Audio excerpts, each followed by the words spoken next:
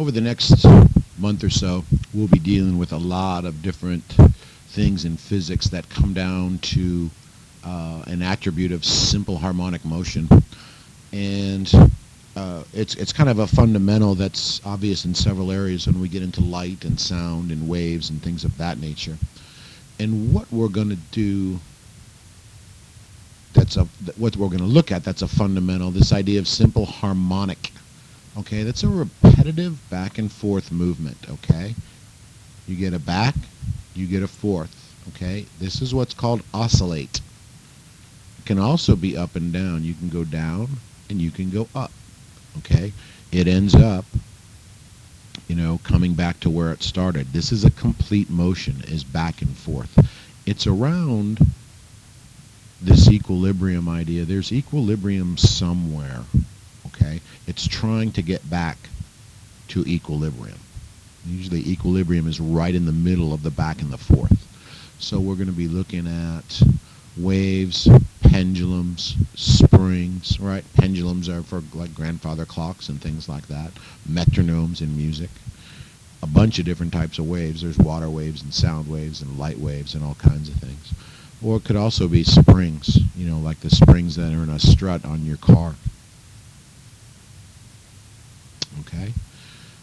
Systems that are moving in harmonic motion move back and forth. Again, if you're a kid on a swing, right, you're going to go one way, then you're going to come back. There's this restoring force that's always trying to get you back to equilibrium. Okay? This restoring force tries to pull you back here. Okay? So you're going to have energy up here because you're going to have PE all up here, right? And then you're going to have some KE over here, right? Because this is where you're moving fastest. But you're going to blow on by this and you're going to go all the way up to the end. Going to go back to the top. And Newton's first law explains what in the world's going on here. Do you remember Newton's first law? What was it called? The law of inertia. Okay? Sorry, I'm not at the board. We had trouble with the computers this morning. So an object at rest stays at rest, and an object in motion stays in motion. Once you let this thing go, it wants to keep going. It's going to overshoot it. It's going to get up to the top, and then it's going to come back. Okay? That restoring force is always trying to pull it back. Two different types. Oh, before we do that, a couple of things. What is a wave anyway? This is one of those pet peeves of mine. Waves carry energy. I'm going to ask you this 3,000 or 4,000 times in the next couple of weeks, right? Waves carry energy through matter and space. A couple different types. We got a mechanical wave. They require a medium. A medium is just something to go through.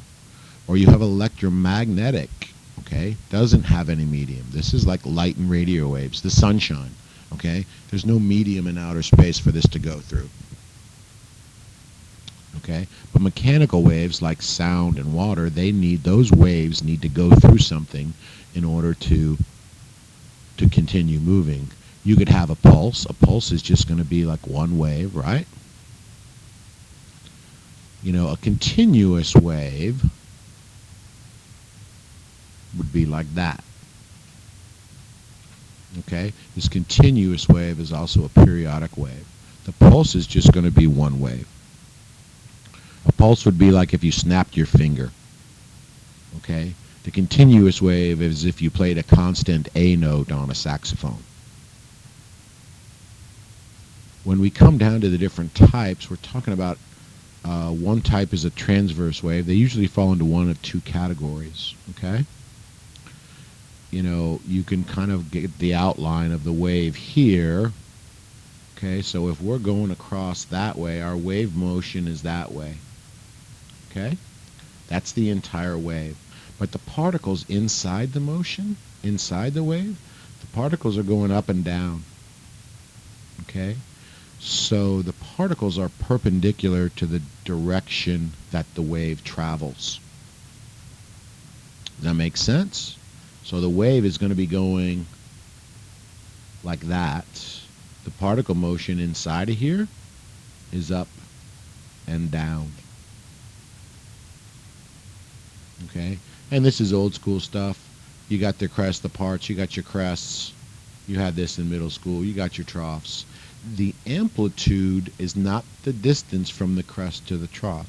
The amplitude is the distance from equilibrium to the crest, or equilibrium to the trough. I think those arrows got moved on where I wanted. Amplitude in a sound wave is synonymous with the loudness of that wave. Okay? So you got your crests. Those are positive amplitudes. The troughs are negative amplitudes. Okay? You also get into the parts, if we're trying to measure how long a wave is, we talk about wavelength. Okay?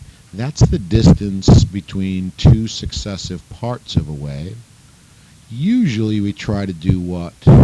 Wave crest to wave crest, or wave trough to wave trough. That's one complete wave. You can measure those in meters. It has a goofy symbol. I usually make mine like backward. It's H's. I don't even know what it's called. I don't remember. But the length, it's a distance from crest to crest, trough to trough, or any other two parts, any successive parts of a wave. The other type of wave we have are called compressional waves or longitudinal. The matter in the medium, these particles, see all these particles in here? All of these particles are moving that way. You can kind of see how they're kind of conglomerated here? Okay? And that's how they're bumping into each other. These particles are just all moving back and forth and back and forth. Sound works like this. You create a pressure difference with your vocal cords. Okay? You create a pressure difference, and what you get are these compressions, right? Or what's called a rarefaction. Okay? So the compressions are the dense parts of the wave. The rarefactions are the not so dense parts of the wave. But these are longitudinal waves. This is like, let me go back. This is like a slinky. If you stretched out a slinky and flicked it on the end, you would see that wave go through. Okay? There's something called a standing wave. When two waves kind of interact with each other, you can actually generate a third wave that looks very different than the other two. Okay? But it doesn't appear to be moving. It's always interesting. I'll have to show you some really cool pictures about how when, sound meeting water and things like that. But there's some cool videos. I'll have to remember to pick those up. You get surface waves that are just on top. Okay? You see down here, right?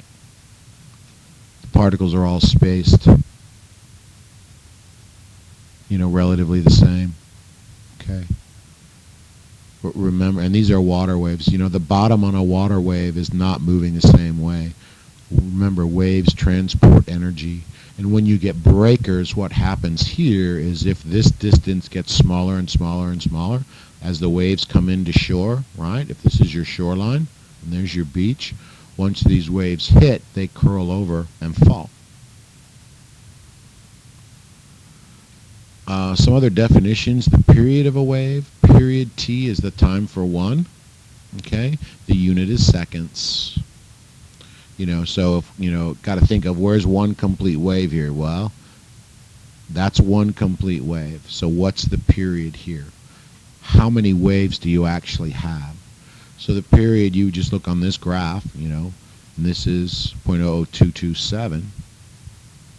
Okay, the amplitude probably had to do with how loud it was.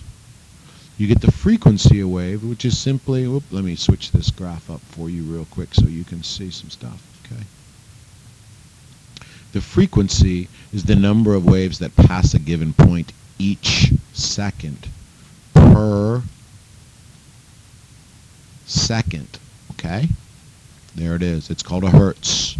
When I listen to ESPN in the morning, it's 103.3. I think it's megahertz. Mega's another one of those prefixes that we need to keep in touch with. So our numbers are going to get really, really big or really, really small. Okay? And we'll go from there. But it's a hertz per second. So you got frequency equals 1 over the period. Okay? Frequency is the number of waves per unit time. So if we're trying to figure out the speed of that wave, you take your frequency and you multiply it times your wavelength. Because remember, any speed in some way, shape, or form, what do we need? Well, we need a distance, and then we need to divide that by the time. So frequency times wavelength is a way to do distance divided by time in order to get the speed of that wave. Now, what happens when waves interact? Okay, you get a couple different types of interference when you get waves interacting. Okay, if you've listened to, if you have a guitar, or you've been to, a theater that's not built quite right, you can get what's called reverb. Okay, you get waves bumping into each other, and these create a wave that has a different amplitude than the other ones. Okay, than the independent waves. So what can you get? You can get what's called constructive interference. When these waves hit, that means their amplitudes meet up. That means their crest meets the crest and the trough meets the trough. These are just two crests here. These two waves meet, okay, and they make a wave that's twice as big. Afterwards, right? I don't know what little video was here. Afterwards, the waves go on about their merry way, right? That other wave. The other waves keep going. This only comes together for a second. Okay? Two waves can meet up and they can basically knock each other out. Okay? These are opposite amplitudes. That means a crest meets up with a trough. Okay? So when they meet, they cancel each other out. Does that make sense? You got to remember that if this was just a pulse wave, these waves still go on about their merry way. That part of the wave is still going that way. That part of the wave is still going that way. This is the basis of things like those Bose noise canceling headphones. That's how those work.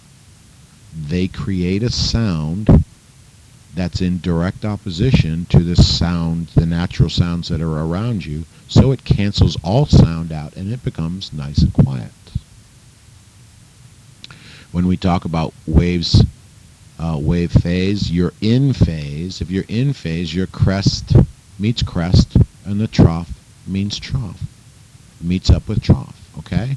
So the crests get higher and the troughs get lower. If you're in phase, you construct.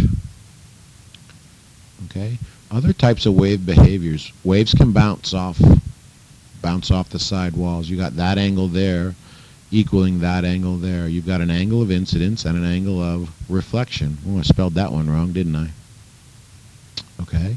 You got an angle of incidence and an angle of reflection.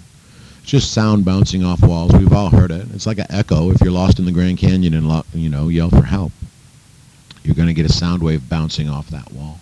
So it can reflect. The other thing with things like light, it can also refract. Sorry, didn't get that. This is still incidence. This is called refraction, okay? And you did this when you were in middle school. You put a pencil in the glass, of water, and you see that it looks like it's split. That's kind of an interesting picture there, right? The light bends as it goes through the water. How much it bends depends upon the type of material, okay?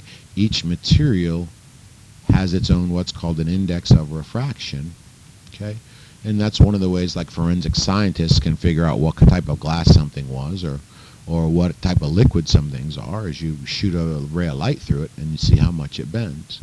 That's how they do, when they check for diamonds being real, okay? They're shooting a little light beam at it and measuring that angle.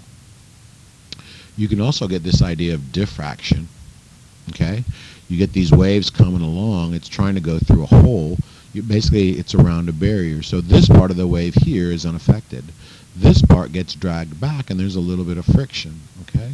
So what was a nice straight wave train now goes out curved. Well, this is somewhere in California, I think, if I remember correctly. You can kind of see how, right, those waves are going through. Okay, you can see the waves initially kind of coming up this way more than anything, so they're going to slow down right here and they're going to turn up that way. You can also see them over here, right?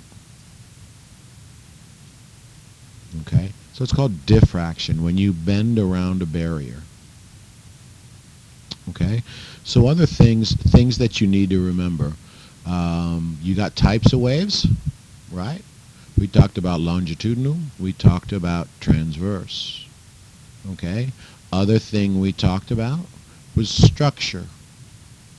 You got wave structure. You got to know the parts of the wave. Okay, you got to know crests and troughs and amplitude and wavelength. You just have to know those. Okay, which gives you, then we have what? We got the period of the wave, right? And then you have the frequency. These are all measurables as well. And you have the wavelength, and then you can calculate the speed. Okay? And then the other things we talked about was interactions. How do these waves interact? Okay? So you got the types of waves, simple harmonic motion. You got the structure of these waves. These are the mathematicals here. And then you have how these interact. Okay? Thanks for listening today. I had to change this up. Sorry if it's late if you guys have already tried to watch these. Bye.